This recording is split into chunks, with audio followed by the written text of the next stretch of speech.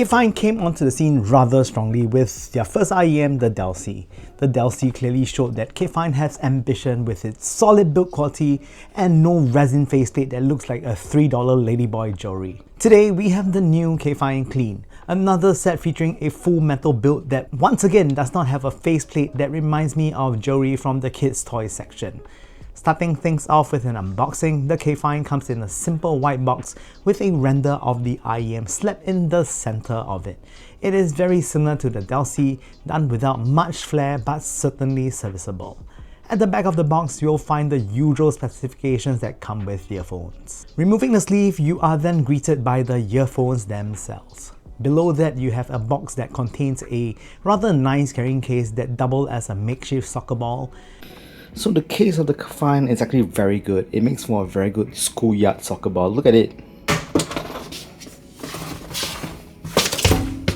Goal. Do one goal. Oh no!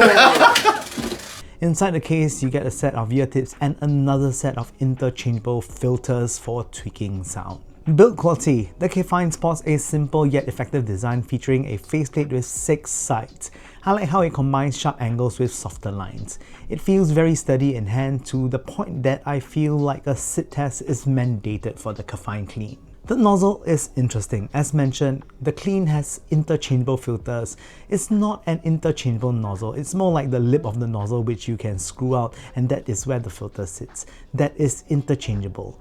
You basically get 2 options here. The silver is the default, while the black adds more upper mids, giving you a more airy experience. The silver is smoother and maintains a classic V-shaped signature that is eternally popular.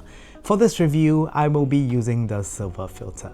The accompanying cable is made from twisted silver-plated copper conductors ending in a 3.5mm termination. The cables here is one of the better ones in its price class. It feels decently substantial, unlike those that are cheap and flimsy. The Klean employs a single 10mm dynamic driver with a diamond-like coating on the diaphragm, ensuring better rigidity under load. This helps reduce distortion compared to uncoated drivers, resulting in, well, less distortion. Comfort. The shape of the Klean is quite basic, which works well for comfort, with no odd protrusions or angles that will take away from comfort. Furthermore, the nozzle size isn't overly large. The cable is also pretty manageable, so points are added there. For me, the Klean has been quite comfortable, especially for long listening sessions. Sound.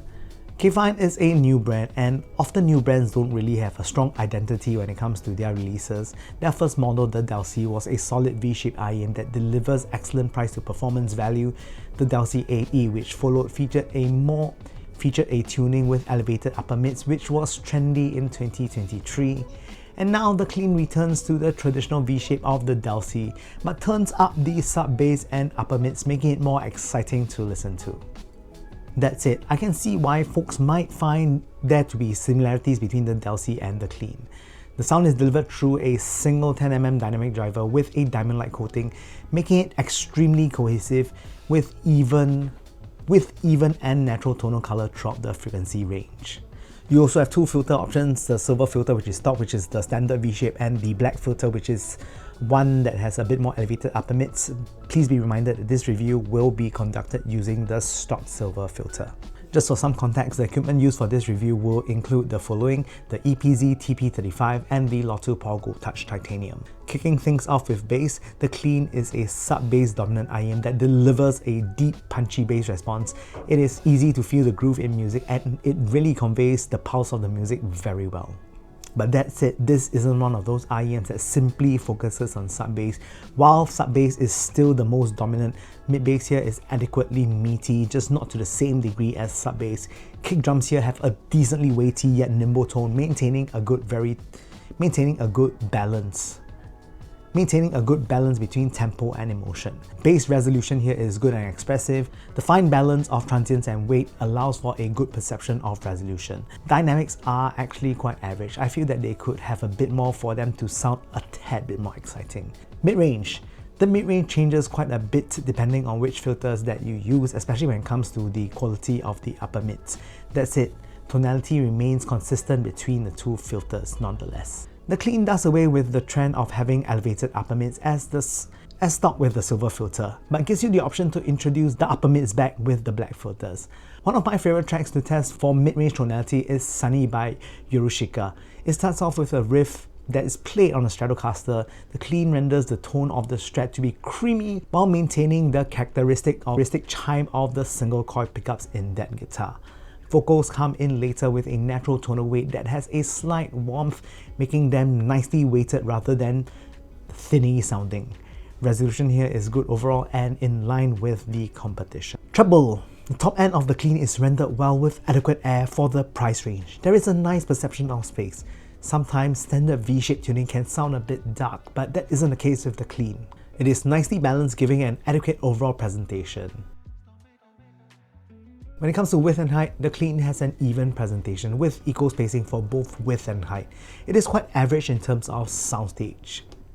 Depth and positioning. Depth is average as dynamics are also kinda average. It isn't super explosive, so it lacks excellent depth. Positioning, on the other hand, is very well done due to the well-tuned treble, allowing for pinpoint accuracy in the music. Let's now compare the Clean with some other IEMs in a similar price range. So firstly, versus the Simgot EW300. The Simgot EW300 competes directly with the Clean but features a different driver configuration, using a single dynamic driver, a planar driver, and a piezoelectric tweeter. By comparison, the Clean is more cohesive sounding and sounds totally homogeneous compared to the EW300. The EW300 has a tad bit more upper mids, making it ideal for people who really enjoy female vocals or Asian music. The Clean, on the other hand, is easier to like and suits a large variety of genres.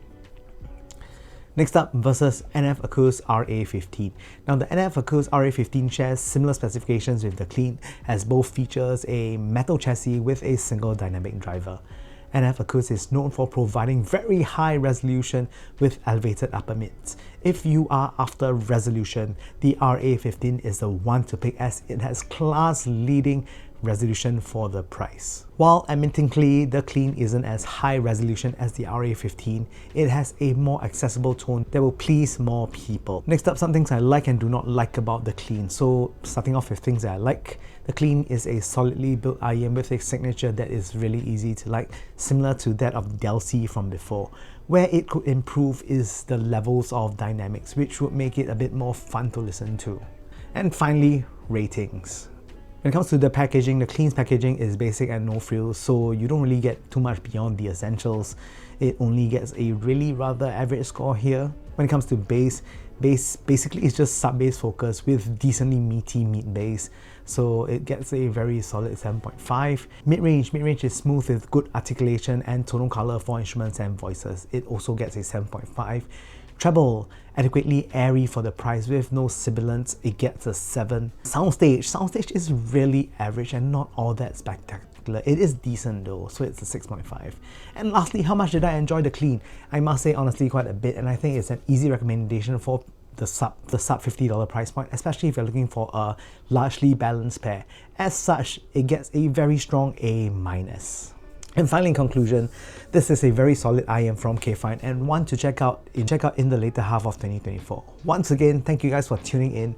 If you like the content so far, please kindly press the like and subscribe button. A like would be fantastic, a subscribe would be excellent, and you're a very lovely person. With that said, thank you guys so much for watching the Super Chunk Super Audio Show, and I hope to see you guys soon.